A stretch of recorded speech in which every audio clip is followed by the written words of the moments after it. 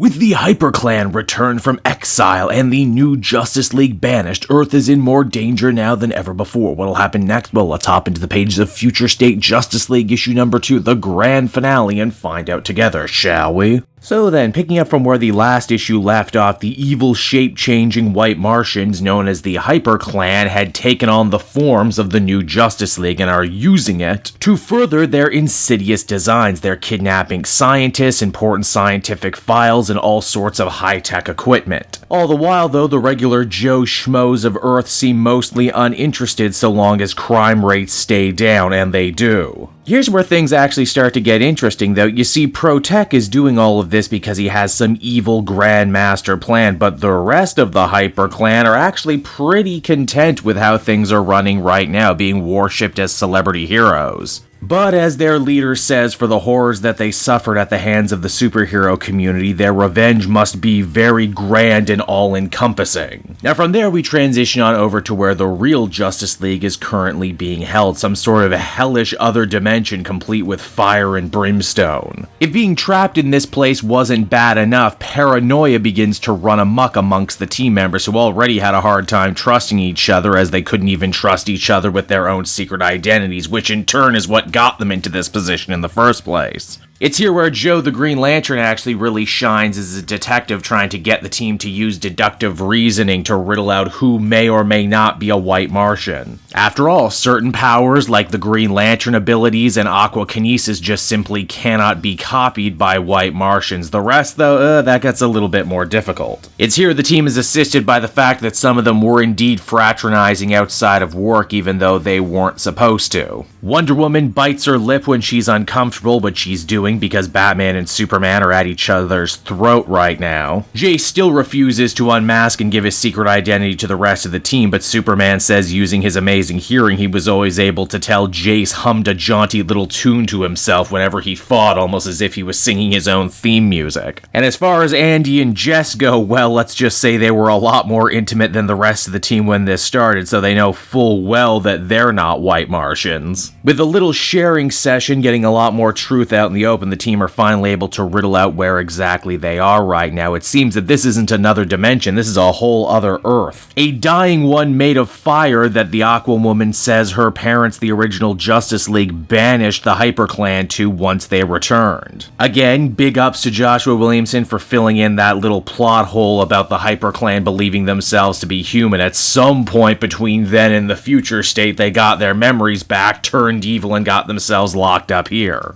Of course, now that the good guys know they're on another Earth, getting back to the main Earth shouldn't be too much of a problem, especially as Jess Chambers has the ability to share just a little speed force with the rest of their team, allowing them to break the barriers between worlds, and not a moment too soon either, as the HyperClan are nearing completion of their grand master plan. Using the old Hall of Justice, as well as all of the stolen technology and scientists, they hope to create a giant amplifier for their psychic powers, connecting them to every human brain on the planet and degrading them to the point of being so primal that the clan could sculpt them into whatever they wanted. Doing this would also kill millions, so it's probably for the best that the real Justice League shows up when they do. Now, in another creative flourish, when the new Justice League and the HyperClan have themselves a fight, it isn't just a straight-up battle. Once again, the whole theme of secrets and identity is laid bare, as many of the HyperClan don't change back, so we basically get a big fighting game mirror match, where the good guys must once again take what small pieces of information they've learned about their teammates in the other world and use it to see through the illusions of the HyperClan and win the day. And why, yes, if you assume that all of this was going to end with one of those oh-so-classic "don't shoot me, I'm the real one, shoot them, they're the fake one," then you totally get what you were asking for, as Andy ends up being able to discern that it's actually Protech pretending to be her lover Jess. And with that, the day is saved. The HyperClan is once again in prison, this time hopefully in another world that's a little harder to break into, and the Justice League decide to go back to business as usual. The Hall of Justice is rebuilt better than ever, and as the comic comes to a close, this new Justice League decides to grow their ranks with some new members. And so that was Future State Justice League issue number 2, everybody. A pretty fun conclusion to what was ultimately a really damn cool story. This was only 2 issues, but I think this story could easily have gone on for longer. Also, for the sake of completion, it was nice that everything had a beginning, middle, and an end, and by the end of this story that was all about trust, this new Justice League trusts each other enough to be open about their secret identity, as I couldn't help but feel the whole concept of a Justice League that did hide their identities from each other was such a cool concept on its own, it easily could have kept going for a whole other arc. For what it's worth, this team lineup just really kinda works, and even though I know the future of mainline Justice League has already been spoken for with Brian Michael Bendis, if Joshua Williamson ever wanted to come back to the future state and write more Justice League stories in this timeline, I'd be the first one in line.